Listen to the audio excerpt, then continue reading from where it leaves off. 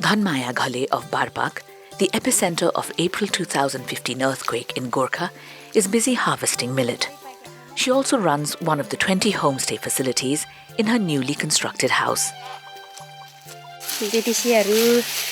टाढा टाढा मान्छेहरू आउँदा पनि यो कोदो नै रोजाउँछ कोदो भात्ने कोदो ढेँडो नै अनि रक्सी पनि यसले बनाउँछ मिठो हुन्छ कोदोको रक्सी धेरैले मन पराउँछ भूकम्प भन्दा पहिला चाहिँ यो बारबाग भनेर कतिपय मान्छेले चिन्न पनि अब नाम पनि सुन्दैन होला सायद यो भूकम्प पछि चाहिँ सबैजनालाई अब भूकम्पले ध्वस्त गरेको ठाउँ भनेर सबैले भ्रमणमा आउँछ घुम्न आउँछ हेर्न आउँछ.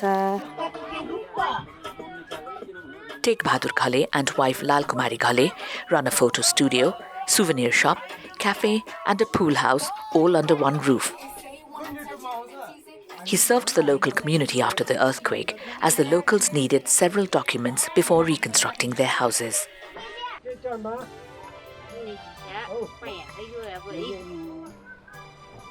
सबैको घर बनिसकेपछि ठुलो फोटो गरेको फ्यामिली फोटो राखौँ न भनेर चाहिँ अलिकति भइरहेछ त्यो चाहिँ मैले त्यही कुरालाई चाहिँ महसुस गरेर मैले ठुलो मेसिन पनि हालेको छु ठुलो भन्नाले E3 सम्मको यो 6 कलरको 6 कलरको मसिन राखेको छु. Krishna Bahadur Maji of Shikharapur Integrated Settlement in Melamchi of Sindhupalchok has started rearing pigs after moving to his newly reconstructed house.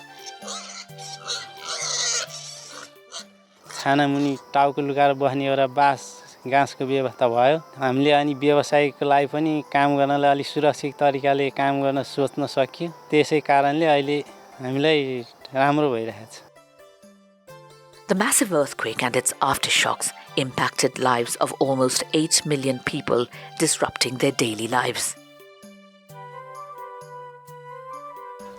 Besides reconstructing the damaged houses and other infrastructures, one of the major tasks of the National Reconstruction Authority, the NRA, was to bring people's life back to normal.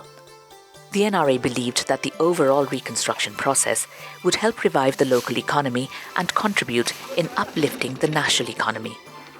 This was evident as the reconstruction process generated more than 400 million days worth of employment within 6 years. भूकम्पबाट ध्वस्त भएका संरचनाहरूको पुनर्निर्माण गर्ने भूकम्पको कारणबाट क्षतविक्षत अर्थतन्त्रलाई फेरि पुनरुत्थान गर्ने यसको लक्ष्य थियो. भूकम्पले ल्याएको एउटा चाहिँ दूरगामी प्रभावहरुमा मलाई के लाग्छ भन्दाखेरि यसले एउटा ग्रामीण क्षेत्रमा यो वित्तीय इन्क्लुजन भन्छ नि समावेशिता वित्तीय समावेशितालाई यसले अभिवृद्धि गर्यो. More than 800,000 beneficiaries have been included in the banking process as the NRA distributed private housing grants through various banks.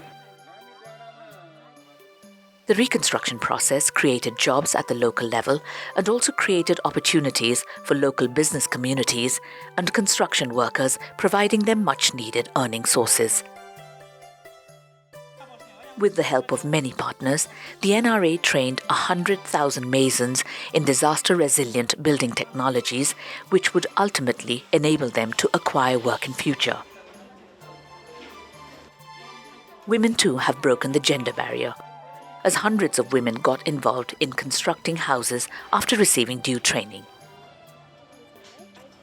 The NRA is currently providing a 45 days advanced training in Kathmandu to 165 women who had earlier received a basic training in their villages to enhance their skills.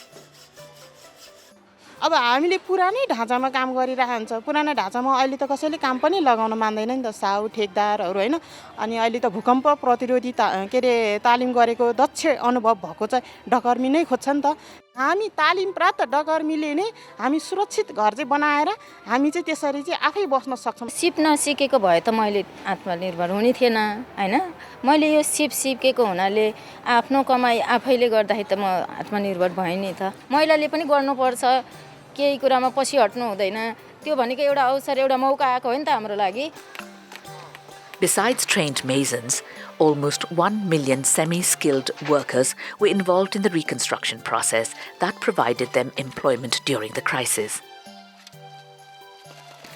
It's not only related to income generation, it is related to our health, it is related to our shelter, it is related to our education, it is related to our total life. त्यसो भएको हुनाले यो सबै कुराहरू सँगै जानुपर्छ र यदि हामीले सँगसँगै गयौँ भने डेफिनेटली हामी चाहिँ अब सफलताको बाटोमा चाहिँ हामी लाग्न सक्छौँ.